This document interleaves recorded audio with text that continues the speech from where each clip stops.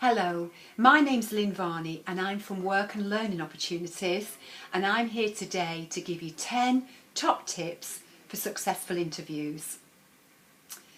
If you're finding that you're not being successful in the interviews that you're going for, then hopefully these top 10 tips will help you be the one that gets the job at the next interview that you go to. Before we start with the top 10 tips, I just want you to bear in mind two things that the employer is looking for, or the questions that they want answered. First of all, they want to know, does this person have the skills to do this job? And the second thing they want to know is, does this person fit into the organisation? So we're going to split out the 10 top tips into 3 sections. The first section starts with thinking about things before your interview. So tip number 1 would be to find out as much as you can about the organisation that you're going to the interview for. Ask friends, family, anybody who knows anything about it. Or the other way is to Google the organisation. Because one of the questions you might be asked is, what do you know about us? And if the person is looking for somebody who fits into their organisation, if you know what it takes to fit in because you've done your homework, then you could be the person that gets the job. The second tip is to practice answering interview questions. Do it with a friend or a relative. The questions that you're likely to be asked are, tell me about yourself. And with that, they don't want to know when you were born and what you weighed. Just keep it related to the job that you're going for. They want to know, what are your skills? And that's another word for saying, what are your strengths? They want to know what you're good at, what you'll bring to the job. They might want to know what your weaknesses are, so it's wise to practice something for that as well. And the other thing is, why do you want to work for that company? And why this job? So practice those questions before you go. The third thing is to check where the interview is and how long it takes to get there.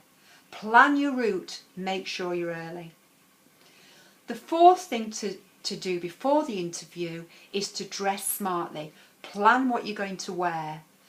It doesn't mean you have to go out and buy a suit and buy expensive clothes. Just think that you're going to wear something smart that says to the employer, I show respect for you seeing me during this interview and giving me time, and I've dressed accordingly. So smart, but as I say, it doesn't have to involve a suit. Okay, that's the first 4 tips. Now we'll go on to tips for when you get there on arrival. Tip 5 then is be punctual. I've heard employers say they did a really good interview, the person did a really good interview, but they were late, so there's no way I'm giving them the job. If they're late for the interview, they'll be late for the work. So they've not got the job for that reason. So be early rather than be late. Tip number 6 is first impressions count. When you first see the employer walk through the door, they're making impressions of you. They're already thinking about whether you fit into the organisation and thinking about what you'll bring to it before you've even said anything.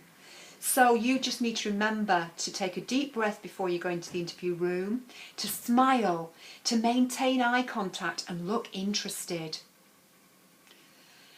The 7th tip, which is the biggest tip I suppose, is to sell yourself. Nobody is going to sell you but you.